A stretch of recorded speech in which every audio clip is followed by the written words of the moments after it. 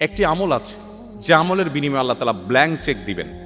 Blank cheque তো বুঝি আমরা, ফিগার আপনি বসায় নেবেন, স্বাক্ষর উনি করে দিয়েছেন, অ্যাকাউন্টে টাকার অভাব নাই, তুমি ফিগার বসায় নাও।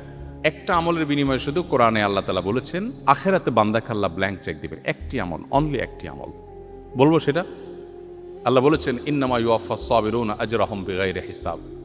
যারা সবর করতে পারবে, ধৈর্যশীল হবে, আশাহত হবে না, ভেঙে পড়বে না, মুষড়ে পড়বে না, শক্ত থাকবে, আল্লাহর প্রতি আস্থা রাখবে, ভরসা রাখবে, আত্মবিশ্বাস রাখবে এবং সবর করবে, আল্লাহ বলেছেন তাদের বিনিময়ে দেওয়া হবে হিসেব ছাড়া।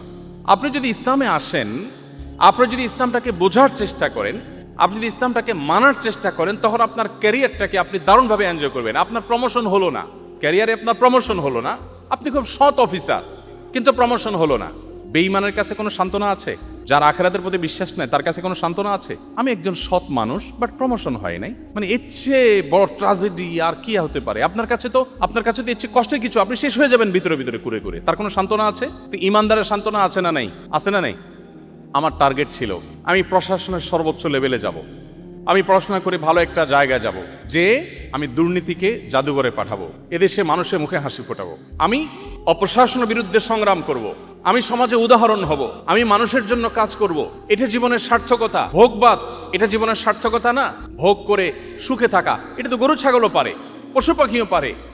ভোগবাদের বিপরীতে দাঁড়িয়ে ত্যাগের মধ্য দিয়ে মানুষের মুখে হাসি ফোটানো এবং তার বিনিময়ে আবার আল্লাহর কাছ থেকে রিওয়ার্ড আসা, এটা তো আমার জীবনে অনেক বড় একটা টার্গেট।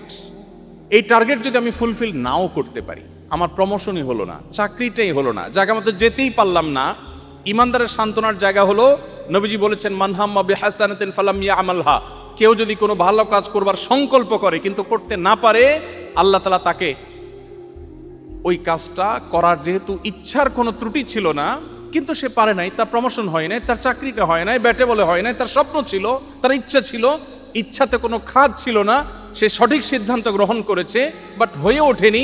নবীজি বলেছেন কুতিবাত লাহু হাসানাহ। সে যা নিয়ত করেছে ওটা নিয়ত করে করলে যা সওয়াব পেত, নিয়ত করে সেটা করতে না পারলেও আল্লাহর কাছে সমপরিমাণ সওয়াব লাভ করবে।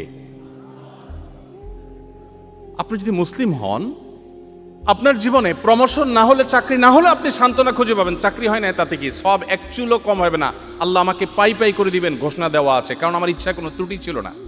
কিন্তু যদি আপনি ইমানদার না হন, আপনি যদি বেঈমান হন, তাহলে সেক্ষেত্রে আপনার কোনো সান্ত্বনা না, আপনি ও স্যাড বলে আপনি মন খারাপ করবেন, কিন্তু আপনার কিছু করার থাকবে না, আপনি অসুস্থ হবেন। এই জন্য পৃথিবীতে কেউ যদি সুখ চায়, আল্লাহ কোরআনে এমনিতে বলেন নাই আলা বিযিক্রিল্লাহি তাতমাইন্নুল কুলুব, যদি কেউ সুখ চায়, কেউ যদি মানসিক প্রশান্তি চায়, সেজন্য আল্লাহর স্মরণ করে। আল্লাহর স্মরণ করলে তার অন্তর এমনিতেই প্রশান্ত হয়ে যাবে। আল্লাহ আমাদের সবাইকে মুসলমান হওয়ার তৌফিক দান করুন।